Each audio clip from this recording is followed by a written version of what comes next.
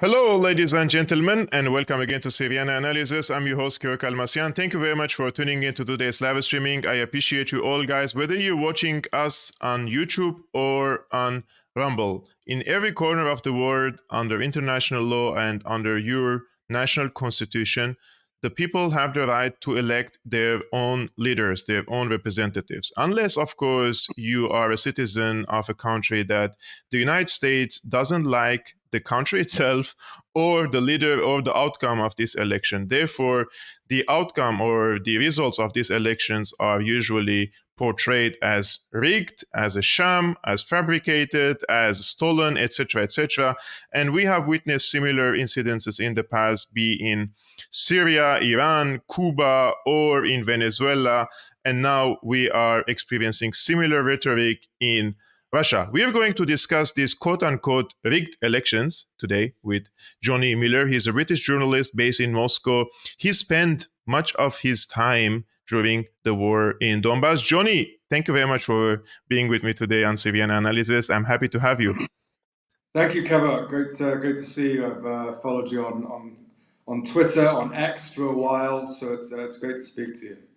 Actually, X has become a really, in my opinion, one of the least worst platforms to communicate with contacts, with people, with colleagues, with friends, and also read actually some critical point of views when it comes to different geopolitical conflicts nowadays, whether in Ukraine or Syria, or we're going to witness, unfortunately, endless wars under this unipolar rules-based order, unfortunately. So all the time it's important to create these bridges and network with the people in order to share opinions, even if you don't agree with this person 100% or completely you disagree with them. Yeah, Now, I think I quite like Elon Musk. I think he is genuinely pro free speech, but I think he has to play a game as well. There's still so much suppression on X.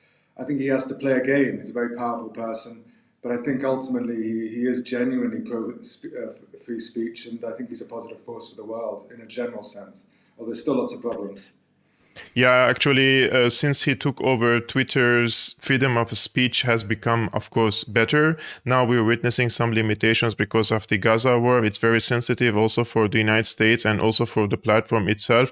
But it's not only the Gaza that is becoming problematic, but also the Russian case with Ukraine and the elections. But in this case, it seems that Elon Musk has more a positive attitude toward Russia, or a little bit neutral, let's say, in the middle attitude, because they don't want to have a... It's kind of funny that my view on the war in Ukraine isn't very dissimilar than Elon Musk's. You know, I've seen some of his tweets and some of his friends, I think I would say that broadly as friends, but it's very similar stuff than myself. And yet people like myself are shadow banned, all the rest of it. But such is the way of the world. That only the king may speak. So, but that's just the way of the world. So. Indeed. Johnny, Putin won the Russian election in landslide with record turnout, according to government reports. Now, in 2000, Putin won the elections with 53%. In 2004, he won the election with 71%. In 2012, 63.6%. In 2018, 76.6%. And 2024, 87.4%. What does these numbers tell us about the political state of affairs in Russia in terms of democracy versus authoritarianism, since Russia is accused of being an authoritarian state and the elections are a sham, rigged, and they are under state control? Well, I mean, it's clear that Vladimir Putin is hugely popular in Russia. You know, I broke my leg recently, and not recently, a few months ago. I'm still on crutches, but I tried my best to go out and speak to people today, and I've been in Russia for quite some time now, so I know a lot of people. And you know, speaking to people,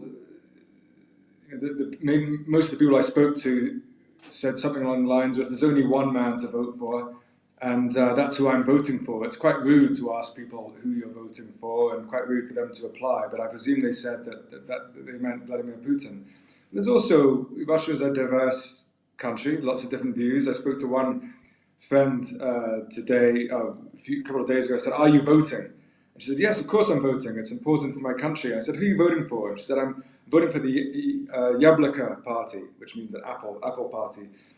And because I like environmentalism. And I said to her that party actually had nothing to do with environmentalism. And she said, oh, damn, you've ruined my life. You've ruined my day now. Who do I vote for? I'll have to look at the candidates. Her brother is fighting in the war. He's a mobilized soldier. She's a Russian patriot, but she wasn't going to vote for Vladimir Putin. She's going to vote for somebody else. So there is diverse opinions. There's also the anti-special military operation, as it's called here, vote. So there is a lot of diverse views, but it is clear that Vladimir Putin is very, very popular. And yes. Particularly now, and also when I speak to people, when I say, what do you want for the future? One of the first things that most people say is they want peace. The vast majority of Russians want peace, but they realize that peace doesn't just rely on Russia. It relies on other parties, Ukraine and NATO. And there's almost a quiet resignation, I think, amongst the majority of Russian people. They have to see this through, and the only man to help see them through that is Vladimir Putin. They feel there's nobody else. That's why the other candidates in the Russian election, the Communist Party, who do very well, and the more ultra-nationalist party, didn't do very well because people feel that there is only one man for the job, and that is Vladimir Putin. But you also have this opposition, whether it's Navalny crowd, pro-Western crowd, there is that as well. There were protests, but any country is diverse, but the majority supports Vladimir Putin and go along with the line that they have to see this conflict through to the end, and he's the only man.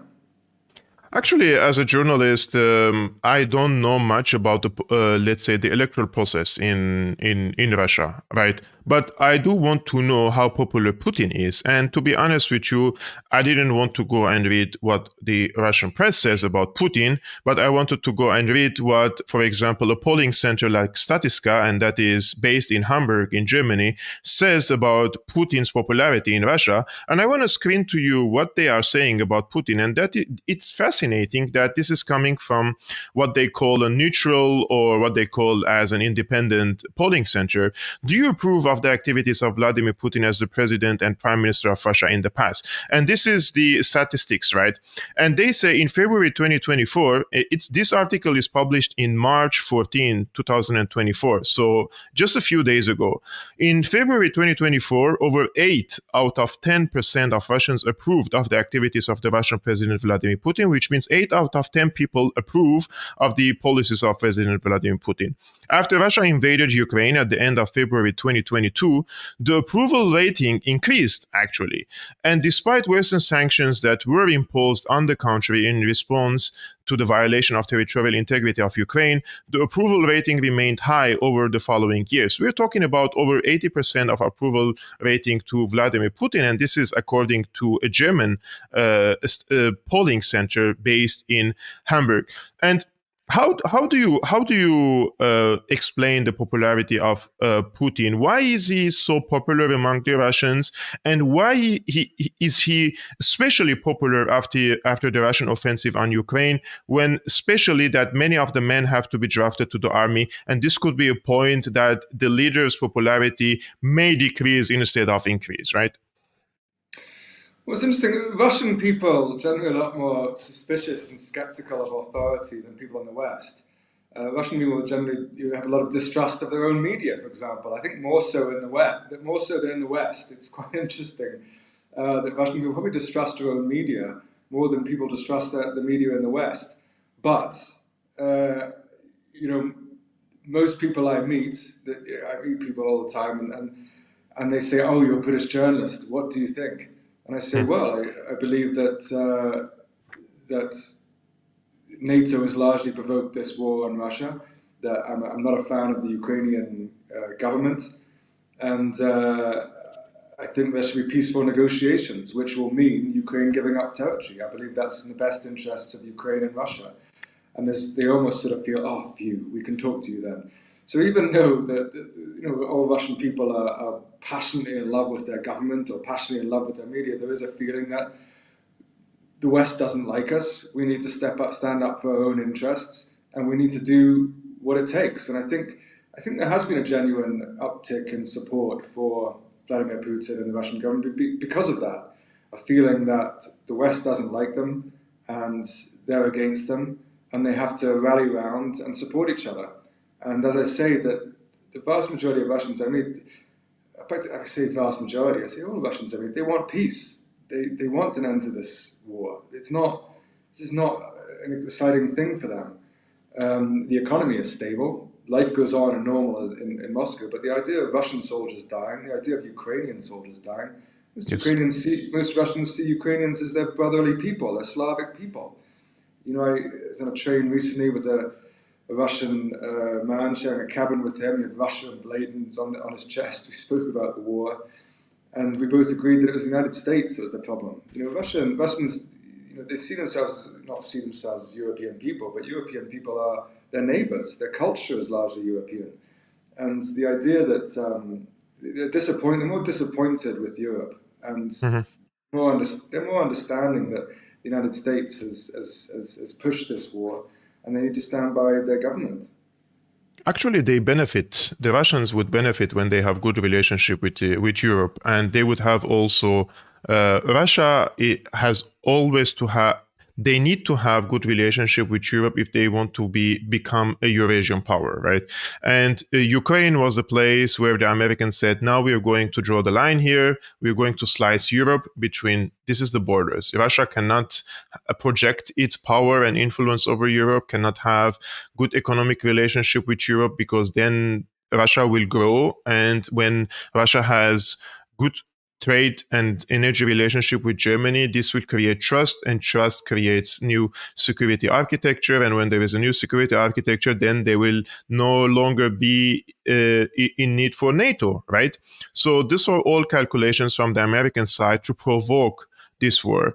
And now the Russians, unfortunately, in my opinion, in this war, in this what they called special military operation, they also lost Europe, right? I mean, it's not only a win-win for Russia, because nowadays most of the 27 European countries are increasing their aggressive rhetoric against Russia, and Russia is increasingly getting isolated from Europe. And I'm not saying that the Europeans aren't their economies are also damaged. However, Russia has now to diversify its relationship with China, with India, with other countries, but increasingly alienate itself from Europe as well, which they need and they want to have relationship, especially in terms of the civilizational relationship, economic relationship, etc. So I would also argue that Russia perhaps militarily is achieving its goals in Ukraine slowly, but also on a long term, the Americans, in my opinion, succeeded to separate the European family from each other.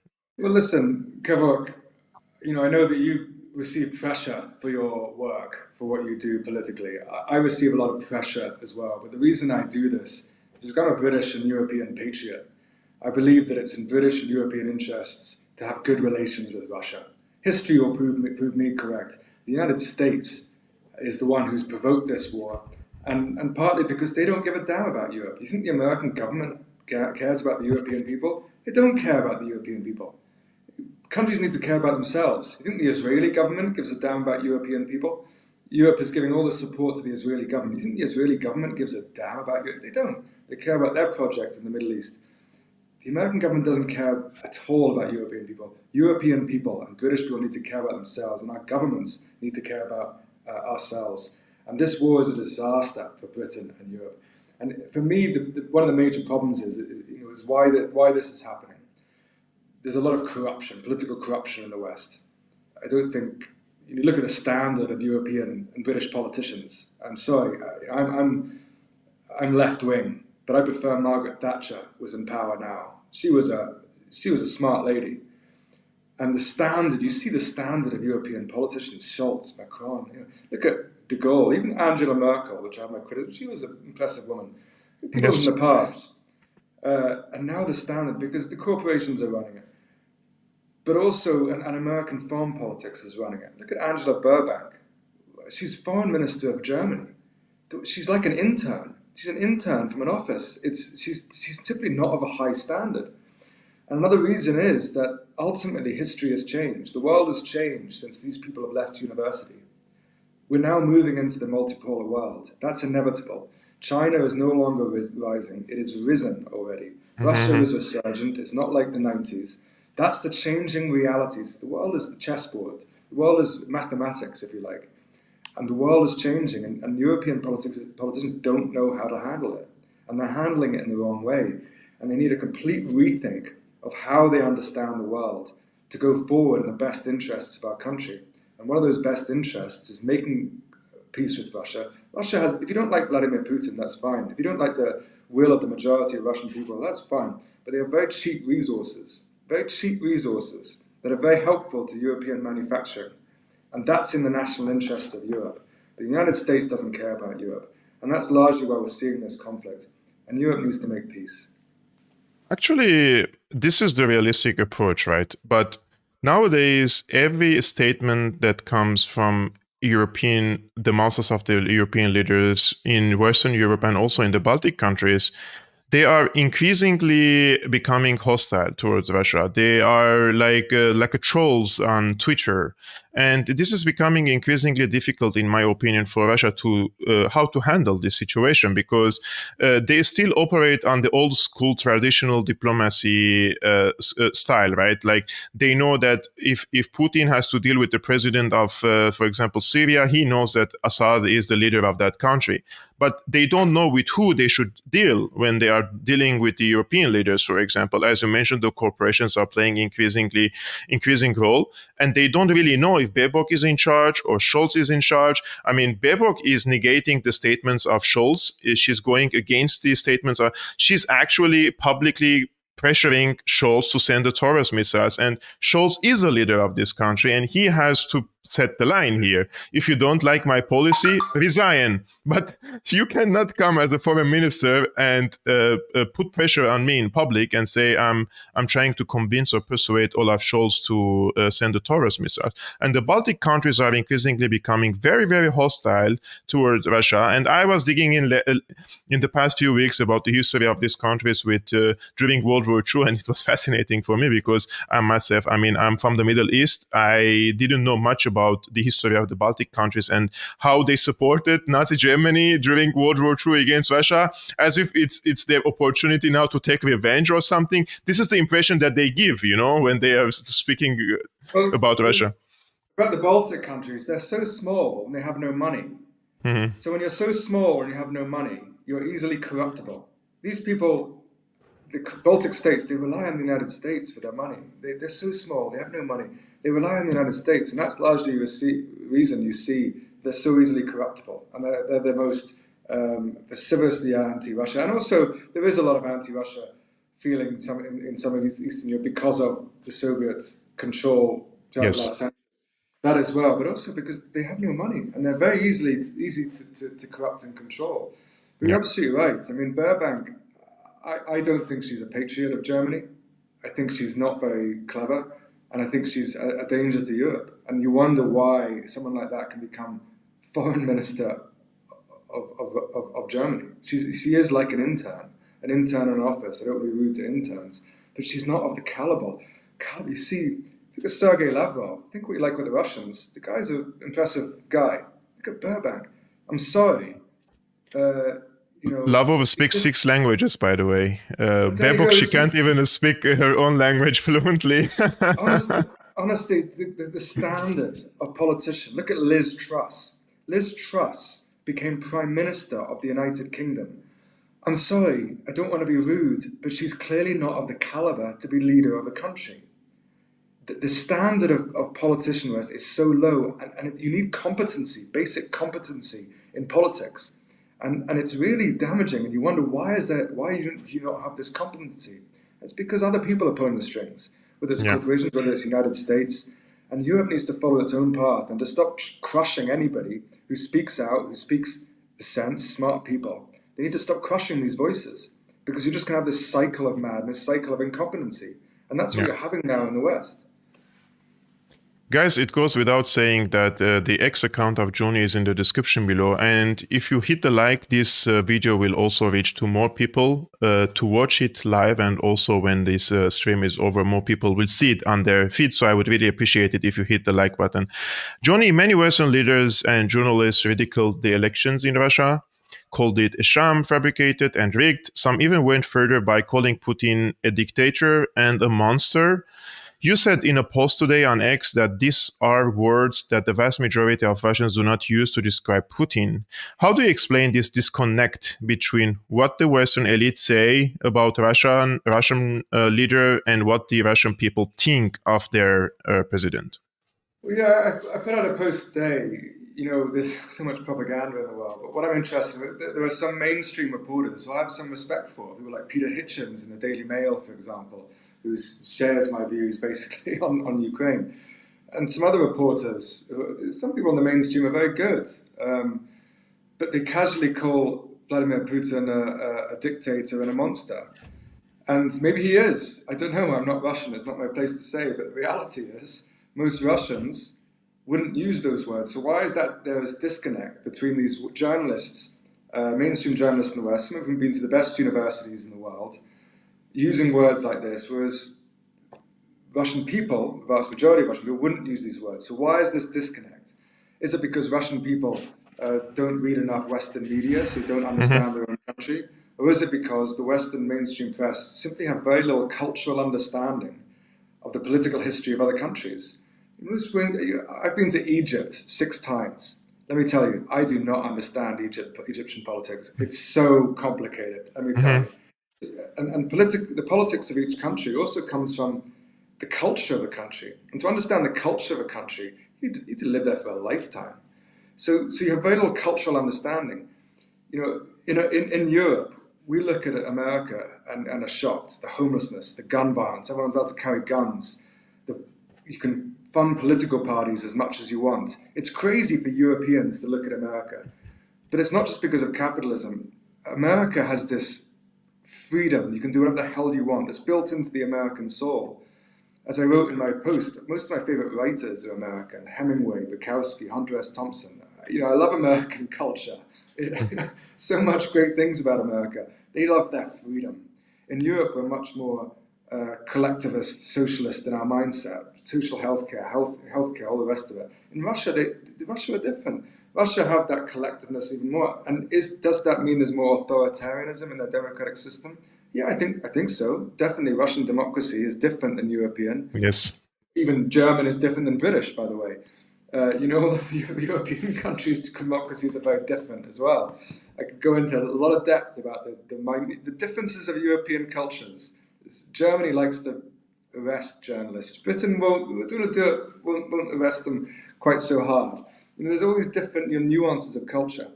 But is there more authoritarianism? Yeah, probably. But ultimately, the most popular politician in Russia has won the election. And Europe needs to start seeing Russia for what it is, a civilized country with a civilized government in which we can trade with and do business with. Not send war and petty insults of dictator, monster, all this stuff. This is childhood stuff. It's childhood stuff coming from educated people. And it's destroying British and European prosperity and peace. Exactly. Actually, I also wanted to say that the Russian society is also different from Western Europe societies. For example, in terms of the family relationship, the patriarchal system in the country, their relationship with God.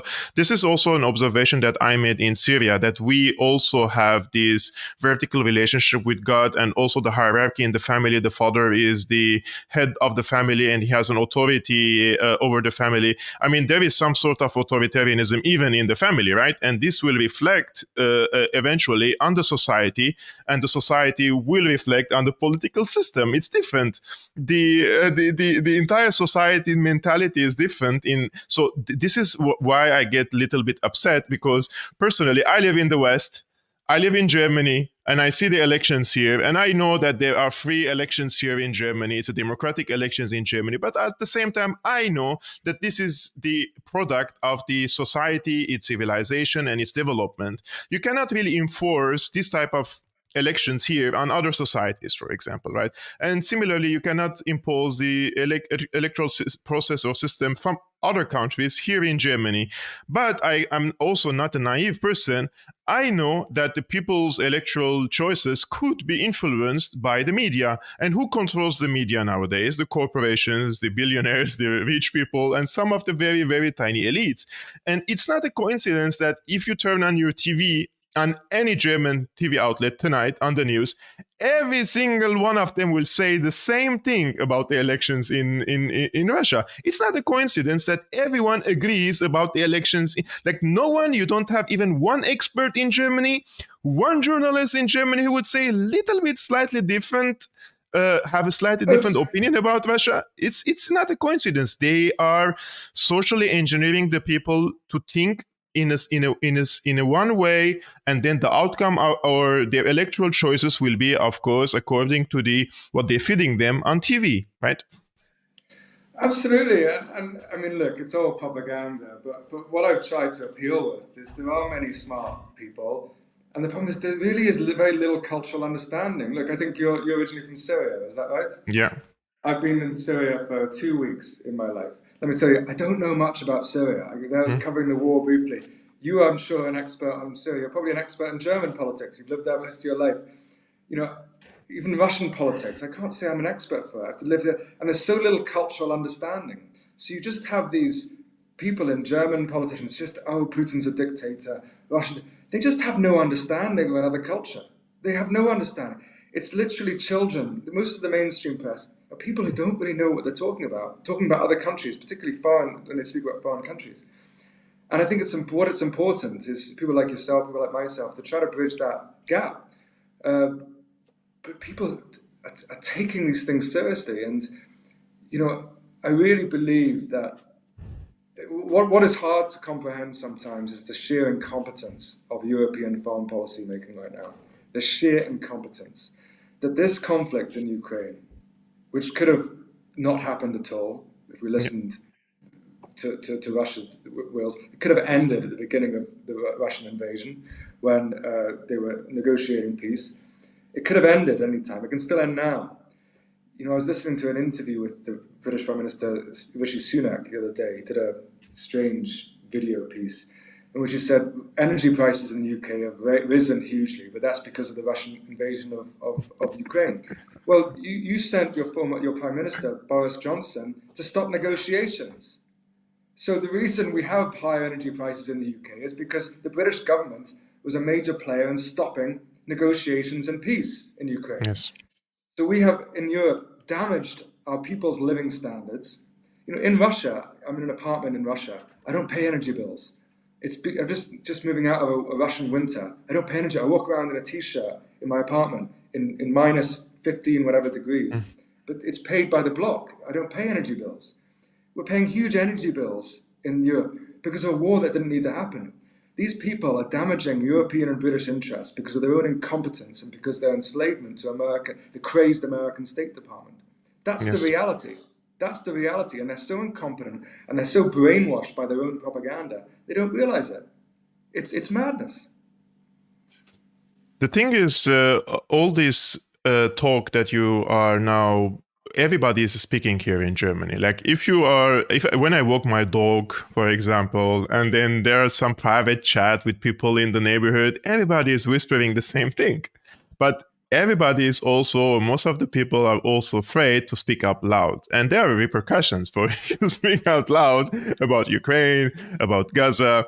People lose their income. People lose their social welfare, right? If they speak up. So yeah, you're free to say what you want to say, but there will be repercussions for what you say. There are people that I know, they lost their jobs. They were kicked out of a company for a post on Facebook because they were supporting the Palestinians in this onslaught against Gaza. Literally, he's from Palestine. He's losing his job because he's supporting his own people in Palestine. I know doctor who lost his job again in the hospital, and he received what is called Hausverbot, which means like he cannot step in the hospital again in his life, this hospital, because he posted something again that he is in support of his people in Palestine, right? These things are happening. nowadays. So people are afraid. But I want to play to you, Johnny, a video that I made today. It's a 5-minute video about this particular case that we're speaking about, Putin's re-election, and why I think that the Western leaders actually helping Putin and giving him more credit and also increasing his popularity by their attitude. I will play the video and we come back. Under international law, every nation on earth has the right to choose and elect their own leader, and every population has the right to choose and elect their own leader, right? I think there is a consensus about that, unless, of course, you are from a country that the United States and its allies do not like. For example, Russia, for example, China, Syria, Iran, etc.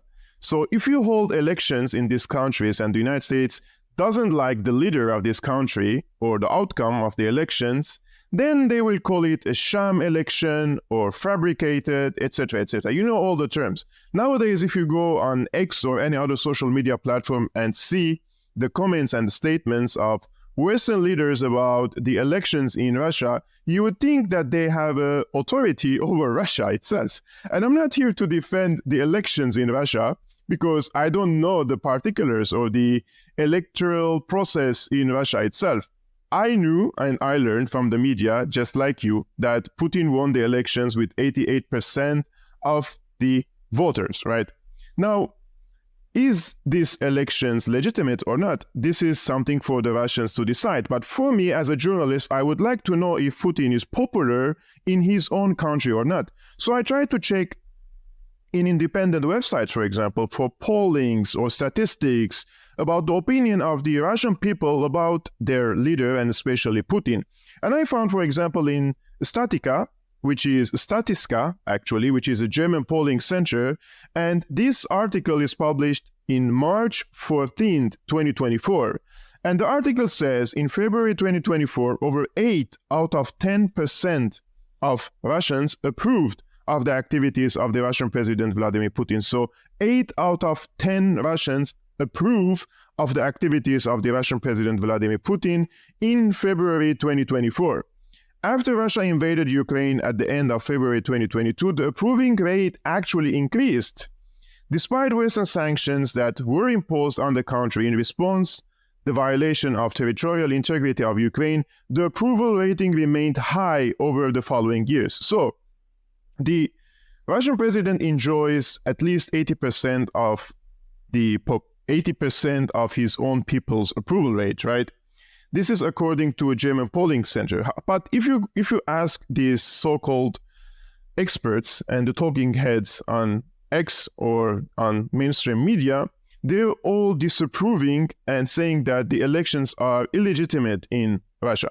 Now, what bothers me is that many of the Americans think that they have a moral high ground and they can preach and tell other countries if their elections are legitimate or not. I mean, the Americans can only stick to their own elections. They have no right whatsoever under any jurisdiction to meddle in the elections of other countries. Also, Zelensky, who came with a video statement criticizing the elections in Russia and calling it illegitimate, it reminded me also that Zelensky himself canceled elections in Ukraine, right? Because he said, we have war in the country and we cannot secure the electoral process in the country. I mean, Russia is also at war, but they hold elections, whether you agree with them or not. Secondly, if you go just a few months back, Zelensky was actually congratulating the leader of Azerbaijan, where elections aren't really democratic, right? And in Azerbaijan, the president is Aliyev. Before him, it was his father. And nowadays, Ilham Aliyev, he appointed his wife as the vice president of Azerbaijan. And nobody actually in the so-called collective West or in Ukraine have criticized the elections in Azerbaijan. On the contrary, they congratulated him because they need his gas after they boycotted, of course, the Russian gas. Now they're buying it. Some of these guys are buying from Azerbaijan, but it's their dictator, right? They like him. He's doing their bidding in the Caucasus. So it's fine for them to deal with Azerbaijan. what Western leaders have to understand is that there are some countries, for example, like Russia, like China, like Syria, like Iran, and the people in these countries are mostly patriotic, something that is missing in most of the Western countries, right? The term and the notion of patriotism doesn't really exist in these countries like it used to be previously. But in these countries, as much as Western leaders fight against the leaders of these countries, for example, in Russia, China, and Syria, and Iran, the people in these countries will be more in support of their own leaders, and they will gather around their own leader because they see an outside threat against their security and against their own domestic affairs. And today I was reading a good tweet by Maria Dubovikova, and she says, the greatest luck is that the West will never understand Russia and the Russians. The stronger the pressure, the stronger the concrete. And this is something correct in my opinion, because similar situation exists in Syria. More pressure you put on the people by regime change war, covert operations, sanctions, etc., more the people will gather around their leader because they will see an existential threat coming from outside. So actually, what the Western leaders are doing, they're just increasing the popularity of leaders like Putin, Xi Jinping, President Assad, and the rest, you know them well. So I just wanted to make this video to explain my opinion about the elections in Russia. This is my opinion. What do you think about the elections in Russia? Are they sham? Are they fabricated? Were they orchestrated? Or do you believe that the elections were fair and democratic? Johnny, do you agree with the notion that this meddling from the Western politicians is actually helping Putin? Yeah, I mean, I think most Russian people just don't care anymore. I think it's actually been sad. As I said, like the reason I do what I've been doing for the last 2 years is because I believe it's in the best interest for Europe and Russia to have good relations. I believe that peace in Europe, for me, is nothing more important than that. You know, I've covered wars 3-4 different continents. Yes. And peace in Europe is for me, and everyone has their issues that they're interested in. My friend cares about environmentalism, and that's important as well. But peace in Europe for me is the most important thing, and prosperity for European people.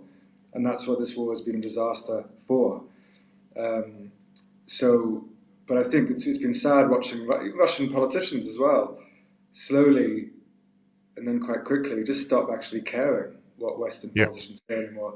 You know, Vladimir Putin wanted to have good relations with the West. You remember years ago, he had a picture with Tony Blair when he was first running for election, 20 years ago or so. Vladimir Putin wanted to have good relations with the West. He had very good relations with Angela Merkel. They wanted to have good relations with the West. And I think I can see almost actually a sadness in the Russian leadership of, we tried our best, but now you don't want to be friends with us, so to hell with it. We will just do what we want to do. And that runs, I think, throughout Russian society. You know, Russian society like Europeans very much. What's interesting is, you know, I have a friend in London. I'm not sure if we're friends anymore, but he said that he celebrates the death of every Russian soldier. I mean, I said to him, what are you talking about? It's crazy.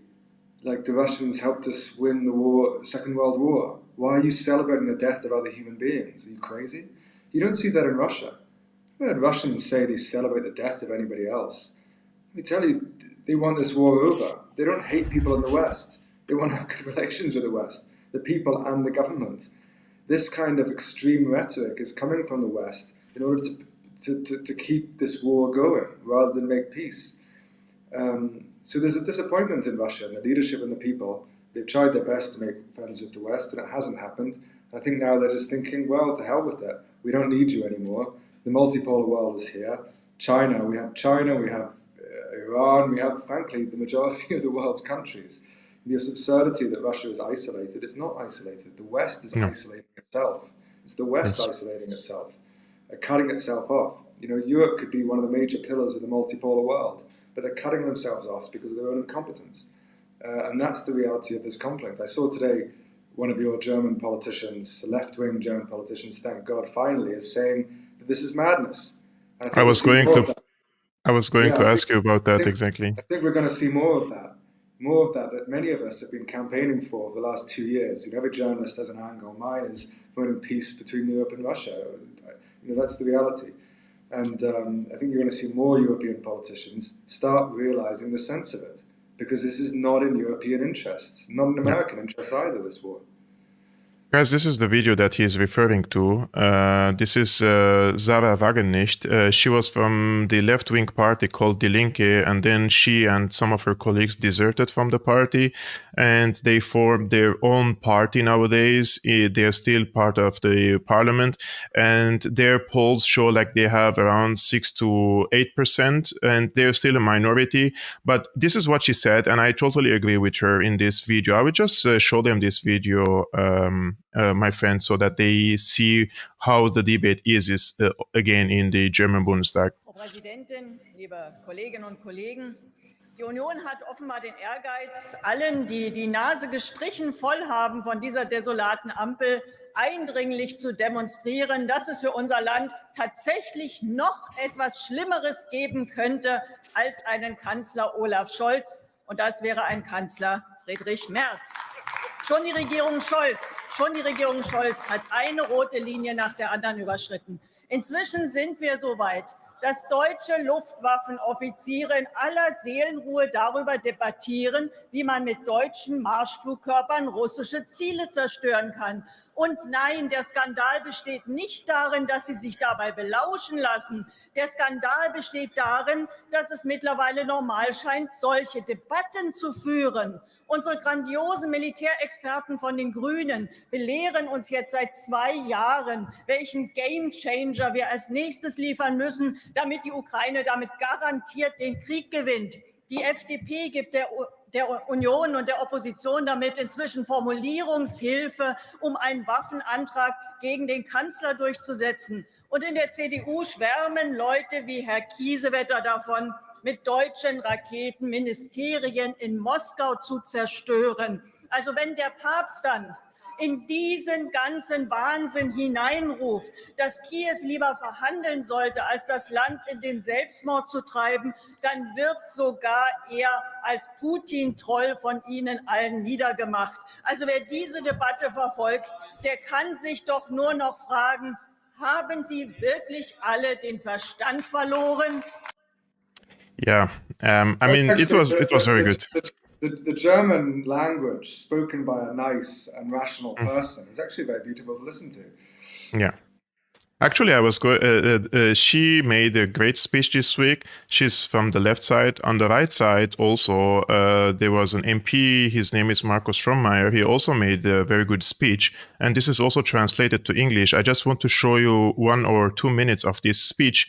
And it was also speaking about Ukraine and the Taurus missiles. And there is a pushback against. And the AfD, the right-wing party, they are the second largest party now in Germany. And let's see next year what is going to happen with the elections. Die Altparteien im Deutschen Bundestag lehnen Friedensgespräche kategorisch ab. Das haben wir auch heute wieder gehört. Die Waffenlobbyistin und FDP-Politikerin Strack-Zimmermann erklärt dazu, es gibt nur eine Lösung für Frieden. Russland muss militärisch besiegt werden. Wir müssen den Krieg nach Russland tragen. Das sagt nicht ein Mitglied der ukrainischen Rada, das sagt ein deutscher Politiker und ein CDU-Mitglied, Herrn Kiesewetter. Wir kämpfen einen Krieg gegen Russland, erklärt nicht der ukrainische Präsident, sondern die Außenministerin, die wieder am Handy spielt, Annalena Baerbock. Meine Damen und Herren, wenn man Ihnen so zuhört, dann könnte man den Eindruck gewinnen, wenn es alleine nach Ihnen ging, dann wären deutsche Soldaten bald wieder auf der Krim. Was Sie da machen, das halte ich für brandgefährlich, weil ein Krieg mit Russland ein reales Risiko darstellt. Ihr Verhalten entspricht nicht dem nationalen Interesse Deutschlands und auch nicht dem Interesse der deutschen Bürger an Frieden, an Sicherheit und an Handel. Diejenigen, die unter einem Kriegszustand dank ihrer Privilegierung am wenigsten zu leiden hätten, wollen hier heute darüber entscheiden, ob in letzter Konsequenz unsere Söhne sterben müssen und unsere Bürger unter Entbehrungen zu leiden haben. Deutschland droht mit ihrem Verhalten, mit ihren Sprüchen, die wir gerade gehört haben, zur Kriegspartei zu werden. Und ich sage Ihnen das ganz klar, ja, dass Sie kriegsbegeistert sind von der CDU, CSU, das wissen wir. Wissen Sie was? Schicken Sie Ihre eigenen Kinder in den Krieg, aber unsere bekommen Sie nicht. Send your sons to the war zone if you want to, but you're not going to get our sons in this war. It's crazy that this rhetoric only comes from the parties that they call far right and far left, right? Yeah, there really is a deep corruption and incompetence in the mainstream foreign policy establishment in the West. I mean, really, they're acting against their own country's national interests. And I wonder what intelligence services are doing. I wonder what the deep state, if you want to call it that, what are they doing? I mean, are there any patriots left who recognize this war is not in European interests? And instead they're going after people, attacking people, as you said before. Anybody in the mainstream, you know, we're more alternative journalists. We're under threats. But if you're in the mainstream journalist, mainstream civil society, a think tank, a journalist, if you say what we're saying or said what I've said on this interview, you will lose your job. And let me tell you, it can get a lot dirtier than that.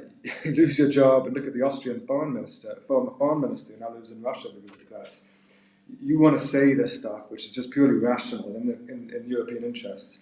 You'll lose your job, you'll be smeared as a Putin critic. Now the Pope's being smeared as a Putin critic.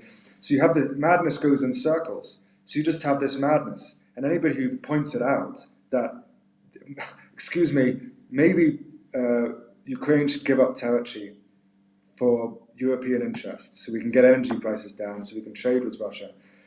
Maybe if you just say that statement, you'll lose your job, you'll be smeared as a Putin critic. And of course, it's difficult for people in the mainstream to come out and say that. Yeah. But that's the reality, and that's what's in British and European interests. But nobody can do it. So you've got this madness, this cycle of madness. Actually, Zara Wagenknecht and Markus von Meyer, the videos that we watched, both of them are smeared and called Russian propagandists. And there was even an entire magazine by the Spiegel, the face of Marcus and then Putin's and the Kremlin in the background, and it's called The Puppet of Russia in the Bundestag.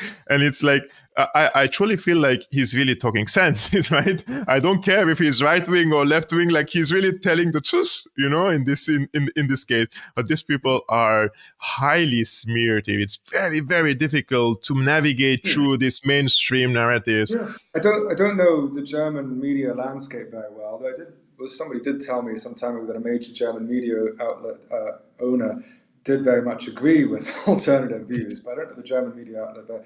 But in Britain, it's run by Rupert Murdoch, it's run by billionaires who frankly are clueless, and they just care about their own interests. So you have the media that's owned by incredibly wealthy interests, frankly don't give a damn about the country, and foreigners like Murdoch, who just don't care about British or European interests. They have this global business empire. That's what they care about. And so you have a feral media. And almost all the mainstream reporters I've met, really nice people, nice, good people. Some of them, you know, Noam Chomsky once said, the best journalists know how to play the media like a violin. They get out stuff. And other mainstream reporters, some have really helped me out before. I've been in some difficult situations around the world. It's mainstream, but nice people. But it's run by feral, corporatist interests that are not working in British and European interests. So you just have this feral society, feral whatever that just attacks anybody who says anything that goes out of line. And so you have mad foreign policy that's against our national interest, a media that will attack anybody who questions it, and it's a cycle of madness. Yeah, this is why I say they don't have the moral high ground to teach and preach the other countries like Russia whether their elections are legitimate or sham or whatever.